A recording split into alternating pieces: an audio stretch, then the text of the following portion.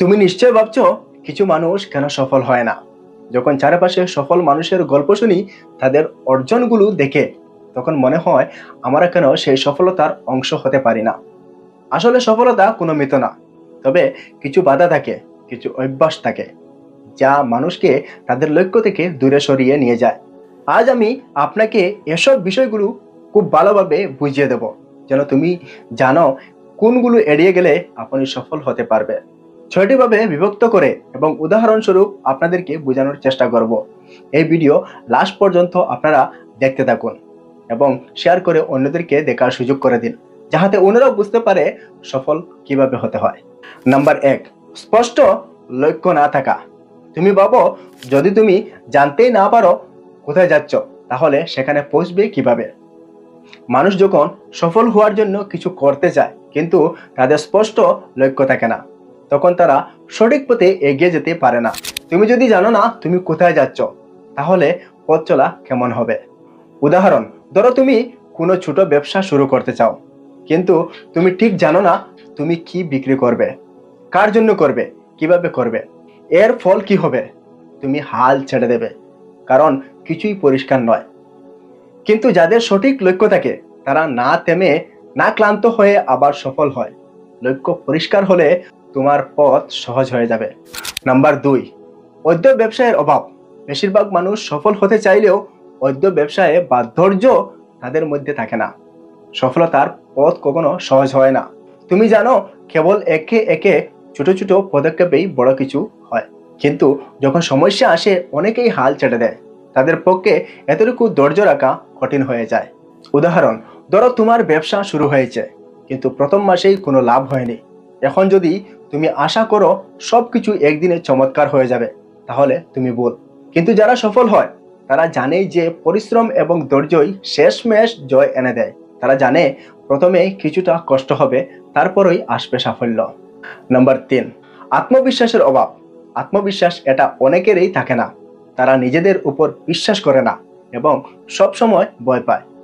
আমি পারবো না, এই মানসিকতা তাদের মধ্যে ছড়িয়ে থাকে। যখন তুমি নিজের দিকে সন্দেহ করতে থাকো, তখন তুমি কখনোই সেই মানুষ হতে পারো না যাকে তুমি স্বপ্ন দেখো। আত্মবিশ্বাস না থাকলে তুমি আরেকটি ভালো সুযোগ মিস করেছো। উদাহরণ, ধরো তুমি একটা প্রজেক্টের জন্য আবেদন করেছো। তুমি জানো তুমি কাজটা ভালোভাবে করতে পারবে, কিন্তু তুমি নিজেই বিশ্বাস করো না যে তুমি সফল হতে পারবে। তুমি এখন এই মনোভাব নিয়ে চেষ্টা করবে, তখন তোমার ফলাফল সেভাবে আসবে। কিন্তু যদি তুমি বিশ্বাস রাখতে পারো, তাহলে তুমি সেই প্রজেক্টটি গ্রহণ করো এবং সাফল্য আসবে।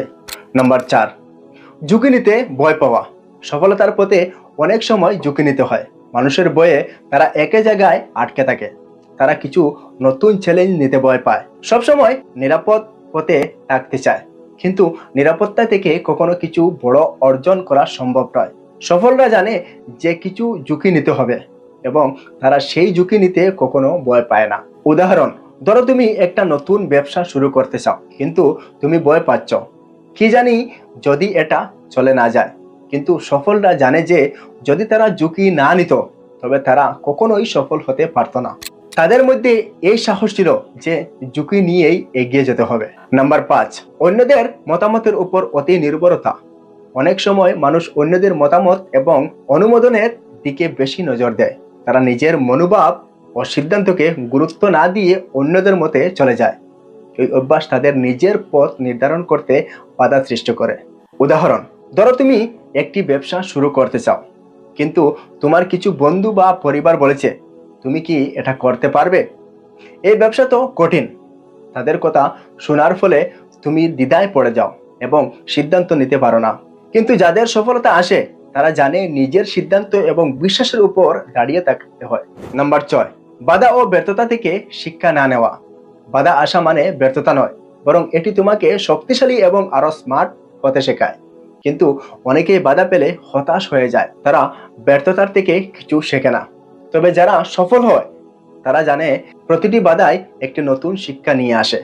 উদাহরণ, তুমি যদি কোনো ব্যবসা শুরু করো এবং প্রথম কোনো সফলতা না পায়, কিন্তু তুমি যদি তার কারণ না বুঝে আবার চেষ্টা না করো, তবে তুমি সাফল্যের কাছাকাছি পৌঁছতে পারবে না।